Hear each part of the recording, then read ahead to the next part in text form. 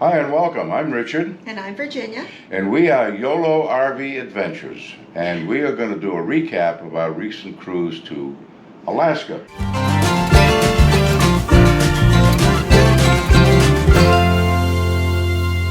Yeah, it was on our bucket list. And boy, what do you think about the bucket list? Well, it was an interesting cruise. Everybody has marveled about Alaska. And so this video is going to talk about the good, the bad, and the ugly. And because of everyone marveling, it's like, oh, the whales, oh, the eagles, oh my, oh my. So this is about our experience, not generally what your experience might be or what it has been, but what we experienced. First of all, we were on Norwegian cruise lines, and we went out of Seattle, and we went all the way up to Juneau, and made 5 stops along the way. It was an 11-day cruise, and the ship was the Norwegian Spirit, and it was quite nice. Yeah, the ship was beautiful. The room was very nice veranda view. It was, an average room, enough space, wasn't too small. That part was all good. Yeah, it was a veranda suite, so we had a sliding glass door and we had a small veranda. So while we were cruising, we were able to enjoy the beautiful views of the mountains and the snow-capped mountains and the scenery that was outside. Besides being a lovely ship and small. Yeah, like the smaller ships. But it was supposed to be 2,000. Preferably, I like it 1,000 less. But this one, as it turns out, was half capacity. So the crew and the staff, the customers and the staff was 1-to-1 just about. Yeah, about 900, maybe a little under 1,000 passengers. So it wasn't crowded. It was lovely, and the staff was very attentive, had a great attitude, and the service was really good. Yeah, can't say good things about them. However, one of the most disappointing parts of the cruise was the food. And oh my gosh, the only thing I could relate it to is think back about cafeteria style food in high school. They had varied dining venues. They had 4 or 5 specialty restaurants where there was a slight upcharge for it. There was a steakhouse, there was a French bistro, there was a Japanese restaurant.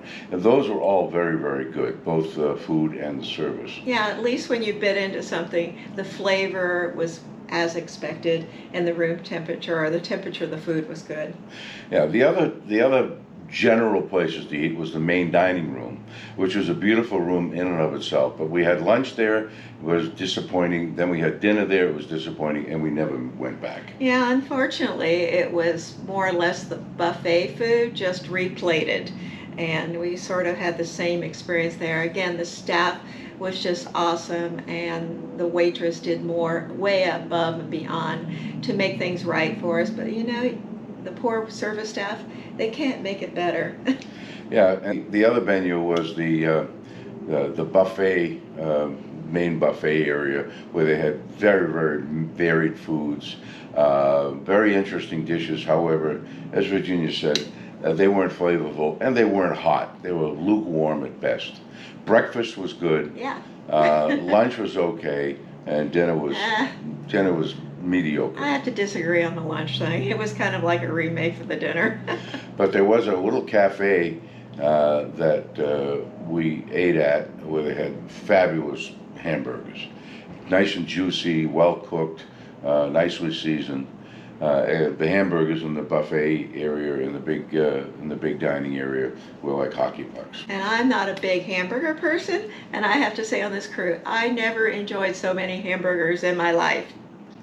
So that was that part. Now let's talk about the ports.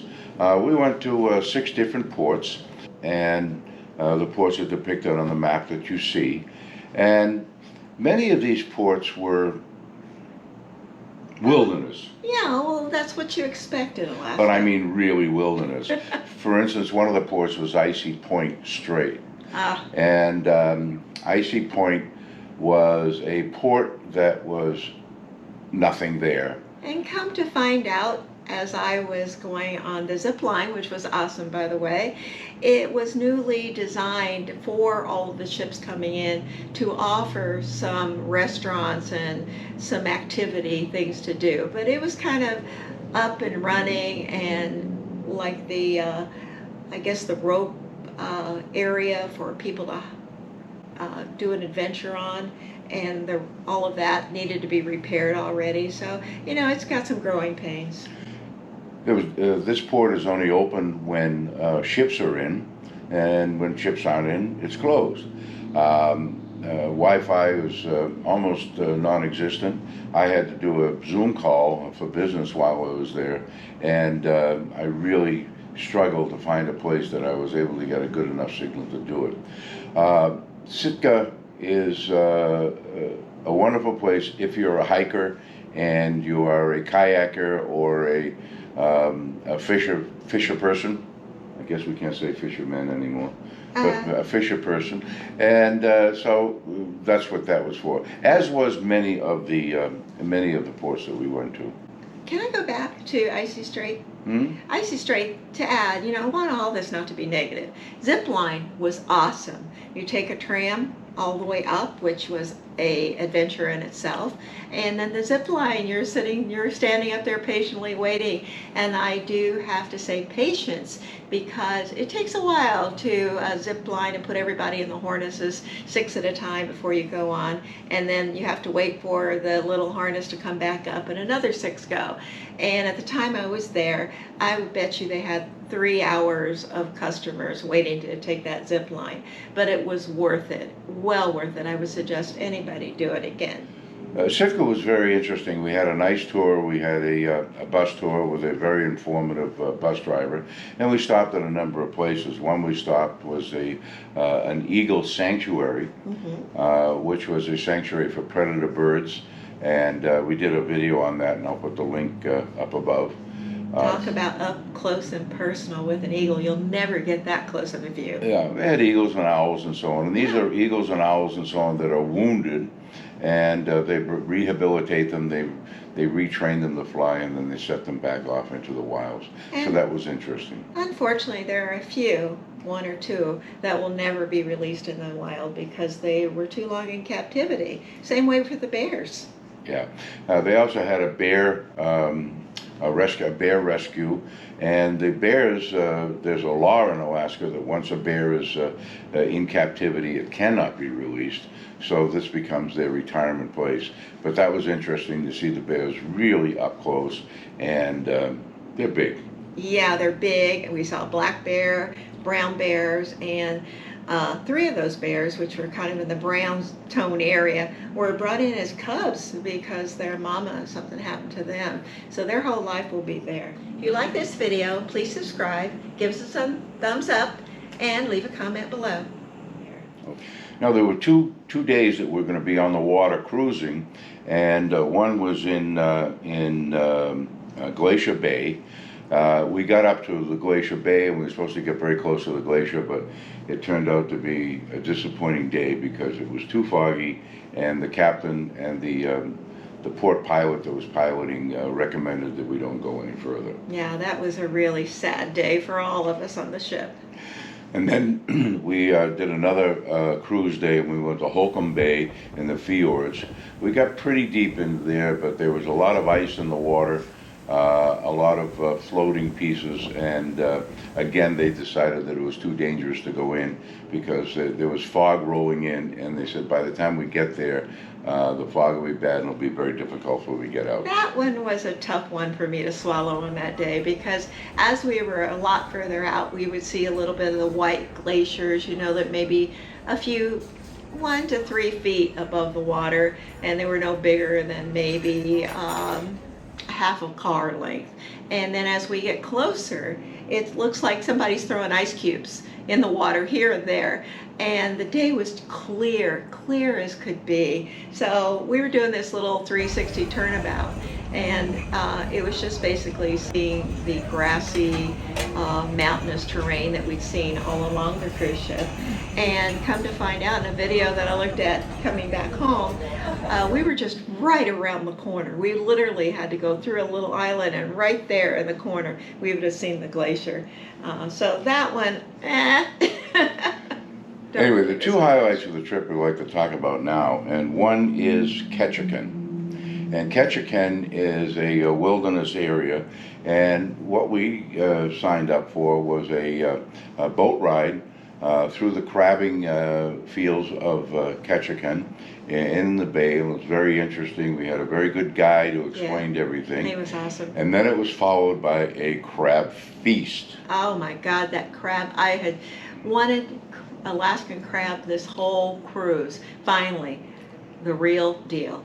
And we had unlimited Dungeness crabs, and Oh, you can, yeah. we were not limited, and we still exceeded what we should have eaten. So that was the interesting. The second thing that we did. Again, though, we were supposed to possibly see some whales, possibly see some eagles. No go. Didn't see any of them. No, not at one. The other thing that we did is we took a ride to Glacier, and the ride we took on was on a float plane. And this was the highlight, as far as I was concerned, of the trip. So we took a ride on a float plane to Taku Bay. It was about a 30-minute ride, and it was spectacular. Yeah, I could have been just as happy to stayed in that plane and look down at all the glaciers and all the terrain and the mountains coming in and out over the water. I mean, it was mesmerizing. And they had like a little audio guide in your ear part of the time. And then sometimes they did just a little nice music. So it was really, really pleasing to be up there. And then we landed in the bay, at Taku Bay, and pulled up to a dock, and we got off, and there was a cabin there, a lodge, the Taku Lodge, beautifully rustic area. We had a little walk through part of the national park that was there, and then we had a luncheon, a salmon grilled salmon luncheon. Grilled salmon, really overnight baked beans. There was like a no crust apple bake, which was really pleasing and soothing because it was a little nippy that day. But that was a nice day. It was a beautiful atmosphere. It was another 30-minute ride, and we went over some more glaciers and got some great videos and so on. And I will post those above, and you can click on those and watch them as well. And then finally, getting back to the cruise ship, they had a theater, and they had entertainment. I think 5 of the nights or 6 of the nights we were on board. Now that was all good. That was good. Yeah. We had a hypnotist. And Richard was up there. I got up on stage. He didn't hypnotize me, I don't think. He claims not, but guess what? Being his wife, I know the telltale sign is when he's kind of really relaxed and under, just for a second, and then he was back up again. I'll put that video above as well. There was also an acrobat team that did an extraordinary performance. What strength? So great strength and agility and form. It was sort of a Cirque du Soleil, but only 2 people. We also had a very good singer, a guy named Donnie Troy, who did 2 nights, and one night he did an Elton John tribute, and then he did a greatest hits tribute on another night. I think he was my favorite, and it had to do more with just his singing ability, which was extraordinary, but he had such a beautiful, kind, giving, loving personality. There was a magician, Jackson Roberts, who did magic, the typical magic trick, cutting the woman in half, and woman disappearing on stage and ending up coming out of the audience and so on. And I think what made him stand out was more of his theatrics, how he did the choreography with, he and his assistants. And then there was a singer, Elisa Harris, and she did 2 shows. And one show she did a Diana Ross tribute, and the other show she did tributes to singers and popular singers. She was pretty awesome. And then the final show, which was really, really well done, was called Boots and Element. And there were 2 shows. One was called Boots, which was a country western show with an extraordinarily talented cast. And the other one was called Elements, which was sort of a review, all different kind of dancers and so on. And all in all, it was very entertaining. And they weren't long, they were 45-minute long, but they really capped each day that we were at sea. So all in all, it was a reasonably good cruise. Some of the things that we were disappointed in, which was the weather. It was foggy, overcast, and rainy That's half the expected. time. We were well aware of that. You know, after you see 2 or 3 days of snow-capped mountains, you've seen the snow-capped mountains, I guess. But. Yeah, and be warned, I think that unless you take an excursion specifically to go out and see the whale, you're not gonna get to see them unless it's just pure luck. Did see something kind of exciting though. I saw penguins swimming out in a group all together, just like birds fly in the sky.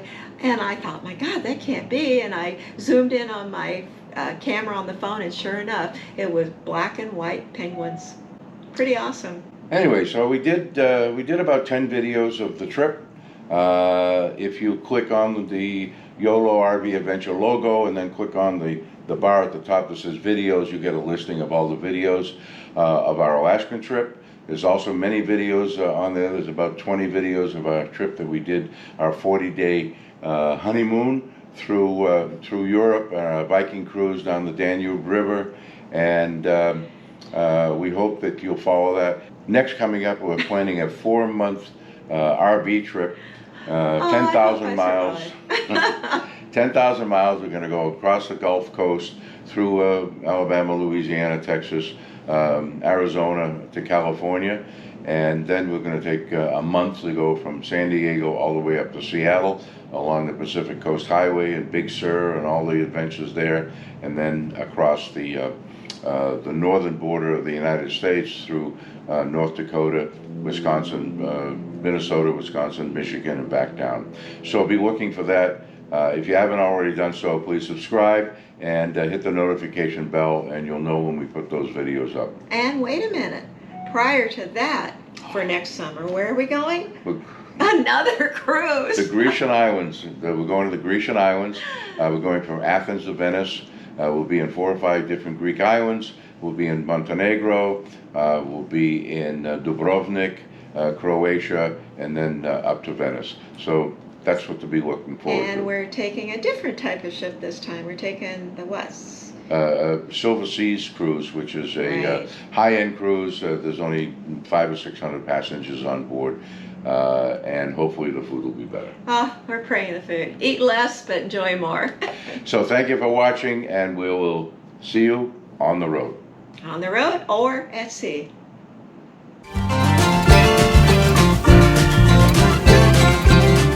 Please hit the subscribe button and the notification bell, and you'll get notified when the next video is posted. Thank you for watching.